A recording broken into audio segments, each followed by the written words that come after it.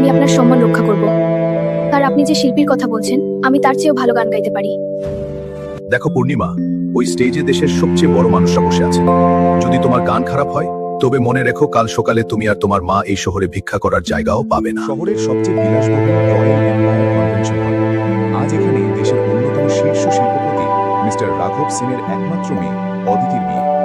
আয়োজনের জৌলুস দেখে মনে হচ্ছে যেন স্বর্গের কোনো অংশ আজ মাটিতে নেমে এসেছে। গেটের বাইরে সারি সারি বিদেশি গাড়ি, ভেতরে হাজার হাজার অতিথি, আর খাবারের মেনুতে 100 পদের আয়োজন। কিন্তু এত সব আলোর রোশনাইয়ের মাঝেও মিস্টার রাঘব সেনের মুখ আজ অন্ধকারের মতো কালো। তার হাত পা কাঁপছে, কপালে বিন্দু বিন্দু ঘাম। কারণ আজকের সন্ধ্যার মূল আকর্ষণ দেশের নামকরা ফোক সিঙ্গার ট্রিনা, যাকে 20 লাখ টাকা অ্যাডভান্স দেওয়া হয়েছিল। সে শো শুরু হওয়ার মাত্র 30 মিনিট আগে তার ম্যানেজার দিয়ে ফোন করিয়েছে, ম্যাডাম আজ আসতে পারবেন না, তার মুড অফ। এদিকে স্টেজের সামনে বসে আছে দেশের মন্ত্রী, আমলা আর ভিআইপি অতিথিরা। বরের বাড়ির লোকজন ফিস করে একে অপরকে বলছে, রাঘব সাহেব এত টাকার মালিক, আর মেয়ের বিয়েতে সামান্য গান বাজনার ব্যবস্থা করতে পারলেন না। ছি, কি অপমান! অপমানের এই আগুন যখন দাউ দাউ করে জ্বলছিল, ঠিক তখনই সেই বিশাল হলের পেছনের অন্ধকার করিডোর থেকে একজোড়া ফাটা পা এগিয়ে আসছিল স্টেজের দিকে। পরনে ময়লা ইউনিফর্ম, হাতে ফ্লোর মোছার ন্যাকড়া, আর চোখে এক আকাশ ভয় মেশানো সাহস। সিকিউরিটি গার্ড তাকে ঘাড় ধাক্কা দিতে যাবে, ঠিক তখনই সে চিৎকার করে বলল, স্যার আমি গাইব, আমি সম্মান বাঁচাবো। একটি সামান্য ঝাড়ুদার মেয়ে, যার থাকার জায়গা নেই, খাওয়ার ঠিক নেই, সে নাকি বাঁচাবে কোটিপতির সম্মান। এরপর সেদিন সেই স্টেজে যে যা ঘটেছিল তা ইতিহাসের পাতায় লেখা থাকার মতো। কি ঘটেছিল জানতে হলে গল্পের প্রতিটি শব্দ মন দিয়ে শুনুন। আজকের সন্ধ্যাটা মিস্টার রাঘব সেনের জীবনের সবচেয়ে গর্বের সন্ধ্যা হওয়ার কথা ছিল। তিনি শহরের একজন নামকরা রিয়েল এস্টেট ব্যবসায়ী। তার একমাত্র মেয়ে অদিতির বিয়ে ঠিক হয়েছে লন্ডনের এক সম্ভ্রান্ত পরিবারের ছেলের সাথে। রাঘব সেন চেয়েছিলেন এই বিয়েটা যেন শহরের মানুষের মনে আগামী 10 বছর গেঁথে থাকে। তাই তিনি কোনো কার্পণ্য করেননি। হল ডেকোরেশনের জন্য ফুল এসেছে থাইল্যান্ড থেকে, শেফ এসেছে লখনৌ থেকে, আর অতিথিদের বিনোদনের জন্য বুক করা হয়েছিল বর্তমান সময়ের সোশ্যাল মিডিয়া সেন্সেশন গায়িকা ট্রিনাকে। ট্রিনার এক একটি গানের জন্য মানুষ পাগল। তাকে স্টেজে আনা মানেই স্ট্যাটাস সিম্বল। সন্ধে 7টা, পুরো হল কানায় কানায় পূর্ণ। ঝাড়বাতির আলোয় হীরের গয়নাগুলো চিকচিক করছে। স্টেজের ব্যাকগ্রাউন্ডে বিশাল এলইডি স্ক্রিনে গ্রাফিক্স চলছে। সাউন্ড সিস্টেম চেক করা শেষ। সবাই অধীর আগ্রহে অপেক্ষা করছে কখন ট্রিনা স্টেজে উঠবে। ঠিক এই সময়ে গ্রিন রুমে তখন যেন ভূমিকম্প হয়ে গেছে। রাঘব সেন তার ইভেন্ট ম্যানেজারের কলার চেপে ধরে চিৎকার করছেন, তুমি কি বললে? সে আসবে না? মানেটা কি? আমি তাকে ফুল পেমেন্ট করেছি, গাড়ি পাঠিয়েছি। ইভেন্ট ম্যানেজার ভয়ে কাচুমাচু হয়ে বলল, স্যার, ট্রিনা ম্যামের ম্যানেজার ফোন করেছিলেন, ম্যাম এয়ারপোর্টে গিয়েও ফিরে এসেছেন। ওনার নাকি হঠাৎ মনে হয়েছে এই শোটা ওনার স্ট্যান্ডার্ডের সাথে যাচ্ছে না, উনি এখন ফোন অফ করে রেখেছেন। রাঘব সেন ধপ করে সোফায় বসে পড়লেন। তার মনে হলো পায়ের নিচ থেকে মাটি সরে যাচ্ছে। বাইরে তার ব্যবসায়িক প্রতিদ্বন্দ্বীরা বসে আছে, তারা এই সুযোগের অপেক্ষাতেই ছিল। বরের বাবা একটু আগেই এসে বাঁকা গলায় বলে গেছেন, বেয়াই মশাই, শুনেছি অনেক বড় গায়িকা আসবে, কিন্তু স্টেজ তো দেখি শ্মশানের মতো খালি। আমাদের মেহমানরা কিন্তু বিরক্ত হচ্ছেন। ঘড়ির কাঁটা টিকটিক করে চলছে। 7:30 বাজে। অতিথিদের মধ্যে গুঞ্জন শুরু হয়ে গেছে। কেউ কেউ বিরক্ত হয়ে উঠে যাবার উপক্রম করছে, কেউ ওয়েটারদের ধমক দিচ্ছে। মাইকে বারবার ঘোষণা করা হচ্ছে, আর কিছুক্ষণ, যান্ত্রিক ত্রুটির কারণে দেরি হচ্ছে। কিন্তু কতক্ষণ আর মিথ্যা বলা যায়? রাঘব সেনের দুচোখ ঝাপসা হয়ে আসছিল। তিনি ভাবছিলেন, টাকা দিয়ে তিনি মেয়ের জন্য সব কিনলেন, কিন্তু নিজের সম্মানটা আজ রক্ষা করতে পারলেন না। তার এত বছরের তৈরি করা সাম্রাজ্য আজ একটা সামান্য গানের জন্য ধুলোয় মিশে যাবে। এই চোখ ধাঁধানো আলো আর এসির ঠান্ডা বাতাসের ঠিক বিপরীতে কনভেনশন হলের পেছনের অংশটা ছিল অন্য এক জগৎ। সেখানে আবর্জনার স্তূপ, এঁটো খাবারের গন্ধ আর বাসনপত্রের ঝনঝনানি। সেখানেই কাজ করছিল কিশোরী পূর্ণিমা। পূর্ণিমার জীবনটা এই এঁটো বাসনের মতোই অবহেলিত। তার বাবা ছিলেন গ্রামের এক নামকরা কীর্তন শিল্পী। বাবার হাত ধরেই পূর্ণিমার গলায় সুরের হাতে খড়ি। বাবা বলতেন, আরে সুর হলো ঈশ্বরের ভাষা। মন যখন কাঁদবে তখন গাইবি, দেখবি ঈশ্বর তোর খুব কাছে চলে এসেছে। কিন্তু সেই বাবা ক্যান্সারে মারা যাবার পর সংসারের হাল ধরতে পূর্ণিমা আর তার মাকে শহরে আসতে হয়। মা এখন অসুস্থ হয়ে বিছানায়, আর পূর্ণিমা এই বিশাল হোটেলে পরিচ্ছন্নতা কর্মীর কাজ করে। তার কাজ হলো বাথরুম পরিষ্কার করা আর করিডোর মোছা। সকাল থেকে রাত পর্যন্ত হাড় ভাঙা খাটুনি, কিন্তু এই খাটুনি তার গলার সুর কেড়ে নিতে পারেনি। কাজ করতে করতে যখনই সে একা থাকে, গুনগুন করে গায়। বাথরুমে টাইলস ঘষার সময় তার চোখের জল আর গলার সুর একাকার হয়ে যায়। কেউ শোনে না তার গান, শোনে শুধু বাথরুমের নিস্তব্ধ দেয়াল। আজ হোটেলে ভীষণ চাপ। পূর্ণিমা ভিআইপি করিডোর পরিষ্কার করছে। হঠাৎ সে দেখল বড় সাহেব অর্থাৎ রাঘব সেন মাথায় হাত দিয়ে বসে আছেন, আর চারপাশের লোকজন ছোটাছুটি করছে। সে শুনল ম্যানেজার বলছে, স্যার, এখন কোনো ব্যাকআপ সিঙ্গার পাওয়া সম্ভব না, সব ব্যান্ড বুক, আমাদের এখন ডিজে চালিয়ে দিতে হবে। রাঘব সেন চিৎকার করে উঠলেন, ডিজে, আমার মেয়ের বিয়েতে ডিজে বাজবে, আমি কথা দিয়েছি লাইভ ফোক মিউজিক হবে, আমার মান সম্মান সব গেল। পূর্ণিমার বুকের ভেতরটা মুচড় দিয়ে উঠল। মান সম্মান শব্দটা সে খুব চেনে। গত মাসে তার মা ওষুধ কেনার টাকা না পেয়ে দোকানদারের পায়ে ধরেছিল। তখন দোকানদার বলেছিল, গরিবের আবার মান সম্মান কি? সেই অপমানের জ্বালা পূর্ণিমা ভোলেনি।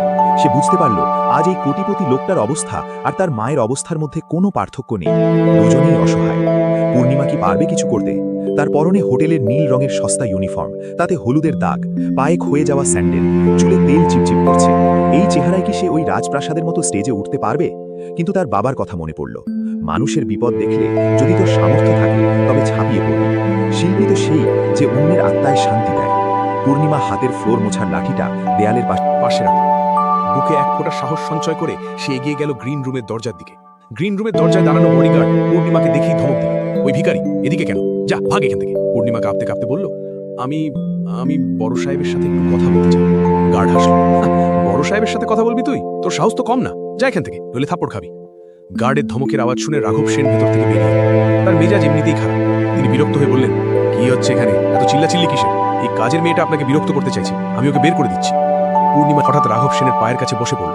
সে কান্না জড়ানো গলায় বলল, স্যার আমাকে মাফ করবেন, আমি সব শুনেছি, আপনাদের গায়িকা আসেনি। স্যার আমি কি একটা গান গাইব? মুহূর্তের জন্য গ্রিন রুমের সবাই স্তব্ধ হয়ে গেল। তারপরই ইভেন্ট ম্যানেজারের সহকারী হেসে উঠল, স্যার দেখেছো কাণ্ড, ঝাড়ুদার হবে গায়িকা? আরে ও তো ঠিকমতো কথাও বলতে পারে না, ও নাকি গাইবে ফোক গান। রাঘব সেন রাগে কাঁপছিলেন। তিনি ভাবলেন মেয়েটা তার সাথে ইয়ার্কি করছে। তিনি বললেন, ম্যানেজার একে একা দিয়ে বের করে দাও, এমনিতেই মাথা গরম, তার উপর এসব নাটক ভালো লাগছে না। সিকিউরিটি গার্ড থাকে বের করে দিতে চাইলেন, ঠিক তখনই পূর্ণিমা চিৎকার করে বলল, স্যার আমার বাবা বলতেন বিপদে পড়লে খড়কুটো নাকি ভরসা হয়। আমি টাকা চাই না স্যার, আমি নাম চাই না, শুধু 5টা মিনিট সময় দিন। যদি গান খারাপ হয় তাহলে সাথে সাথেই আমাকে স্টেজ থেকে নামিয়ে দেবেন। কিন্তু প্লিজ স্যার, স্টেজটা খালি রাখবেন না, আপনার মেয়ের বিয়ের বরকত নষ্ট হবে। মেয়ে শব্দটা শুনে রাঘব সেন থমকে দাঁড়ালেন। একজন বাবা হিসেবে তিনি দুর্বল হয়ে পড়েন। স্টেজে 8টা বেজে গেছে, গেস্টরা এখন হাততালি দিয়ে বিদ্রুপ করছে। অপমান তো হবে, এর চেয়ে বেশি আর কি হবে? ডুবন্ত মানুষ যেমন হাতের কাছে যা পায় তা আঁকড়ে ধরে, রাঘব সেনও তাই করলেন। তিনি গার্ডকে থামতে বললেন, তারপর পূর্ণিমার দিকে তাকিয়ে বললেন, তোমার নাম কি? পূর্ণিমা স্যার। দেখো পূর্ণিমা, ওই স্টেজে দেশের সবচেয়ে বড় মানুষরা বসে আছেন। যদি তুমি কোনো ভুল করো, যদি তুমি আমার সম্মান আরো ডোবাও, তবে মনে রেখো কাল সকালে তুমি আর তোমার মা এই শহরে ভিক্ষে করার জায়গাও পাবে না। পূর্ণিমা চোখ মুছে উঠে দাঁড়ালো। তার শরীর কাঁপছিল, কিন্তু গলায় ছিল অদ্ভুত দৃঢ়তা। ভগবান আমার সাথে আছেন স্যার, আপনি শুধু অনুমতি দিন। ম্যানেজার রেগে বলল, স্যার ওর এই পোশাকে স্টেজে তুলবেন? লোকে তো হাসবে। রাঘব সেন দীর্ঘশ্বাস ফেলে বললেন, পোশাক বদলানোর সময় নেই। পূর্ণিমা যখন স্টেজের সিঁড়ি দিয়ে উপরে উঠছিল, তার মনে হচ্ছিল সে মাউন্ট এভারেস্টে উঠছে। এত বড় স্টেজ, এত আলো, পায়ের নিচে নরম কার্পেট, সে কোনোদিন স্বপ্নেও ভাবেনি সে এমন জায়গায় দাঁড়াবে। যখন সে স্টেজের মাঝখানে এসে মাইকটা ধরল, তখন মাইকটা তার উচ্চতার চেয়ে একটু বেশি ছিল। সে সেটা নামিয়ে ঠিক করল। এই দৃশ্য দেখে দর্শকদের মধ্যে হাসির রোল পড়ে গেল। একজন ভিআইপি গেস্ট চিৎকার করে বলল, আরে সেন সাহেব, গায়িকা না পেয়ে সে কাজের মেয়েকে দিয়ে কাজ চালাচ্ছেন, আমাদের কি অপমান করার জন্য ডেকেছেন? বরের বাড়ির একজন মহিলা নাকশিটকে বললেন, কি নোংরা জামা, এখান থেকে গন্ধ আসছে মনে হচ্ছে।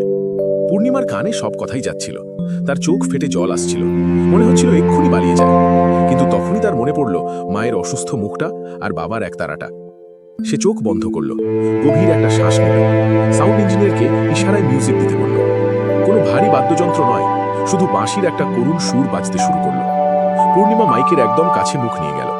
তার প্রথম সুরটা যখন বেরোলো, সেটা কোনো সাধারণ সুর ছিল না, সেটা ছিল একটা দীর্ঘ হাহাকার, একটা আর্তনাদ।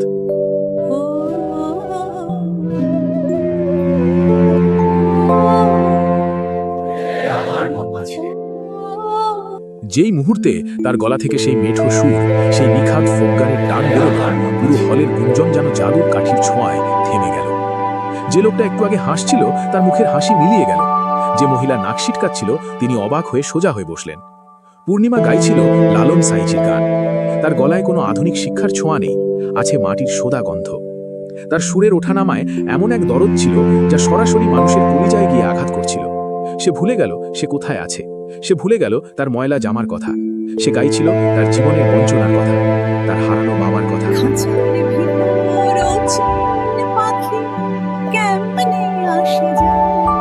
গানের মাঝখানে সে যখন উঁচু স্কেলে টান দিল, তখন সাউন্ড সিস্টেমের বেস কাঁপতে লাগলো।